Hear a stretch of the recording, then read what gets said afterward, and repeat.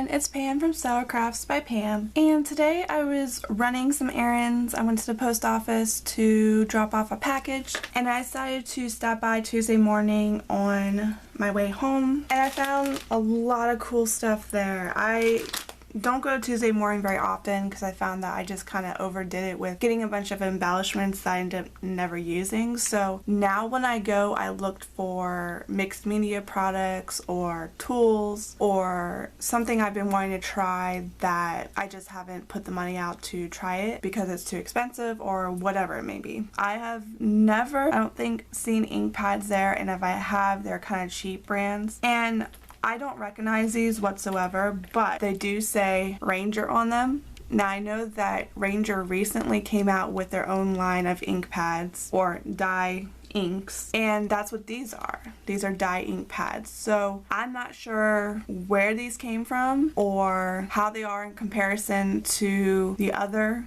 dye inks that they have on the market. I could not find these online. I'm gonna do a little bit more research, but I did some research while I was at Tuesday morning to see if they were even worth buying. Couldn't find them anywhere. It said that these were regularly $4.99 each and they were only $1.99, so I figured that was worth it to go ahead and buy them and try them out. Now if you were to see my ink collection, which I finished updating the other day, I have this little ring of all of my inks. I've got plenty, but as you guys may know, all different brands have all different shades of colors, and sometimes you may have the right shade that you want, or sometimes it's a little bit off of what you need. On camera, I was going to go ahead and go through the colors because I've stamped them all out and compare them to the inks that I already have. At first glance, looking at these are pretty true to the colors that are on the pads themselves, and there was 11 colors that I saw. Now I feel like there should have been 12. If there was a color missing, I would think it's like a pink color. There's a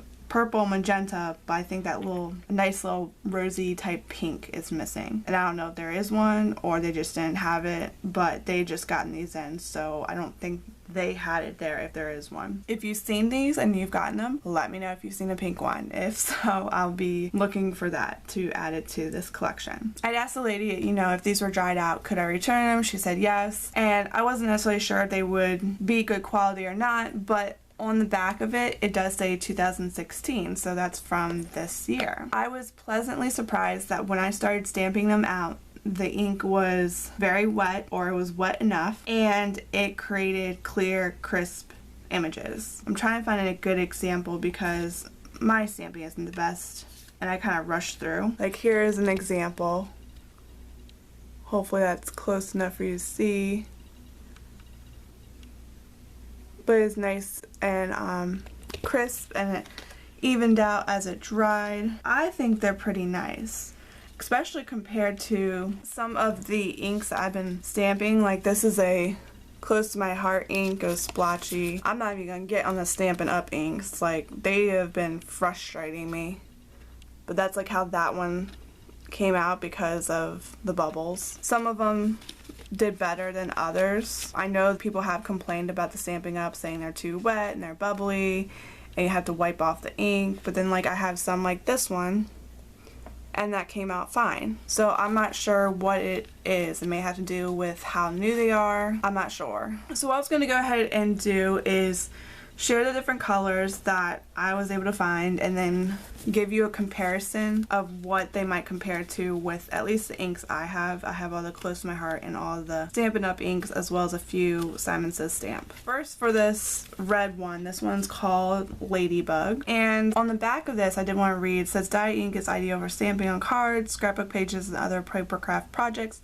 The raised felt allows you to ink stamps easily and color direct to surface. The stackable case design provides a convenient storage solution. So they do stack up on each other, and also when you take the top off, the bottom part sits nicely on the top. So that'll save up some space on the desk. For the Ladybug, I am pulling out my reds. Now that I have so many, I'm thinking I should probably transfer this to something else because it's kind of annoying flipping through this. But here are my reds, and if I were to compare these to the reds I already have, it may be hard to see on camera, but now we're getting to darker reds. I would think of it as like a cherry red. It is a good, I have a Chick-fil-A cup here. Okay, it's a little bit lighter than the color of the Chick-fil-A red, but this is actually pretty nice. And I do not have a red like this. And this is a very nice red to have. So that's different. The next one is Ranger Goldfish, and it looks, I'm looking at it right now, it looks a little bit dark on the screen than it is in person. But if I were to compare that to what I already have, it almost has like a little bit more red in it than the Stampin' Up! Tangela Twist. And it's kind of like the Tangerine Tango, but just a tad bit darker. It is pretty similar to those two colors. I would say it would go right in between if I were to organize them. And I am by no means the best when it comes to colors. It is very similar to Tangerine Tango. So I'm going to go with that. Alright, so the next one is Sunshine. So this is the yellow color. Okay, so this is a nice yellow too. And it does not look like I have anything like it. It would be close to My Heart Honey, but still brighter yellow. But I'm also not sure if there's a bit of orange in there for me stamping, but it seems like it kind of has like an orangey tint to it. I stamped it out elsewhere too, just to see.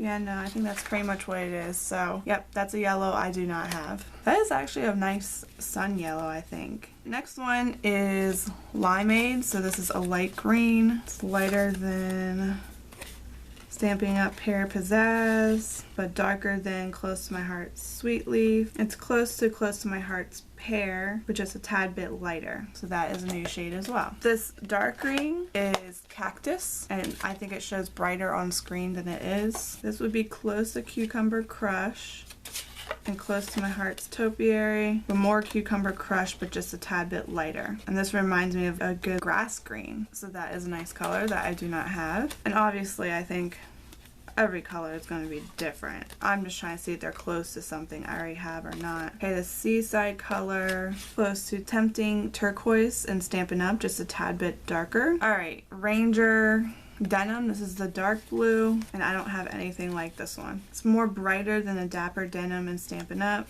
It's more blue than Pacific Point. It's more of your like basic color blue. So I do not have anything like that. Alright, Ranger Jelly. Do not have a lot of purples. And I do not have any purple that looks like this. Might be closest to Gypsy, but it is brighter. Ranger Magenta, similar to Close to My Heart Thistle, but brighter. It's actually a very pretty magenta, and that's where I would probably put it. Alright, next one is Cocoa, darker than Close to My Heart Chocolate. It's duller than Stampin' Up! Chocolate Chip. Kind of has like more gray to it, I feel like. So that's Cocoa. And then the black one. So Close My Heart Black, Basic Black. I feel like it has more blue in it than the Close My Heart Black and the Basic Black, which the one from Stampin' Up! Is an archival black. So anyways, that is all the colors. So for the most part, all of these are new colors that I do not have, so I am pretty stoked about that. So if you have any questions, feel free to leave them below. Otherwise, thanks for watching, and I'll see you next time. Bye.